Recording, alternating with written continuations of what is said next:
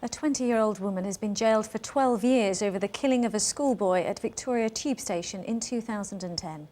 15-year-old Sofiane Bellamuaden was stabbed after being chased by a gang at rush hour. Victoria Osoteku was caught on CCTV kicking him as he lay on the ground. 3 teenagers have already been jailed for life for his murder. The mother of a teenager who was murdered by an ex-boyfriend has been granted a full inquest into her death.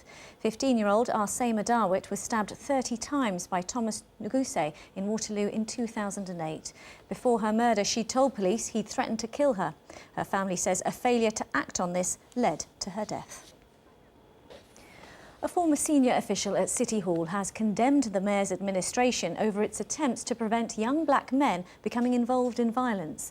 Ron Belgrave has lodged a formal complaint with the district auditor. He says the approach was superficial, unserious and seeking to do as little as possible.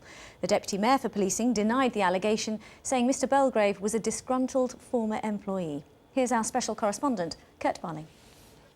In the autumn of 2008, Boris Johnson launched his Time for Action plan, which promised to tackle serious youth violence, which he recognised disproportionately affected black teenagers.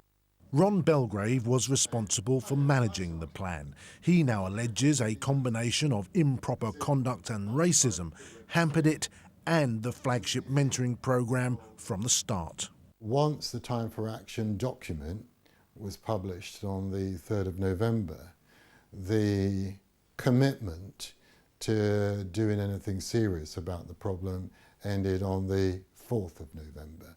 It was like the box was ticked, put that in the drawer, let's move on.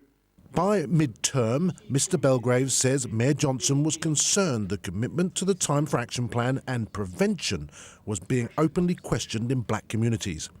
He established a Mayor's Expert Advisory Group to revitalise the plan by focusing on engagement with those black communities and a flagship mentoring project. This is a newish project. We're dealing with deep ingrained problems, and learning as we go is part of the process. What we refuse to do is to sit back and put our hands up like cowards and say, do you know what, just too difficult, because BBC London might criticise us from time to time. 1,000 black men for 1,000 black boys was the ambitious aim of this mentoring programme. Mr Belgrave says he always believed the choice of contractor hindered the programme from the start. It appeared as if Londoners, and in particular black Londoners, were being offered a second-class service. Ron Belgrave is saying that because he didn't get a job, and Ron Belgrave was supposed to be in charge of it for 3 years, so if there has been a failure, it's his failure. You know, critically, as I say, these are difficult young people. We think it's worth trying to turn them around. A lack of commitment has meant this hasn't happened, says Mr Belgrave. Meanwhile, the problem of youth violence has continued to escalate. In effect, we've had 4 years of human misery. Young people being killed, blood on the streets, injuries, psychological harm, fear in communities that could have been avoided. The truth is, we made a massive commitment to youth violence, both on the enforcement and the prevention side, working with some very, very difficult young Londoners, and we've made some progress.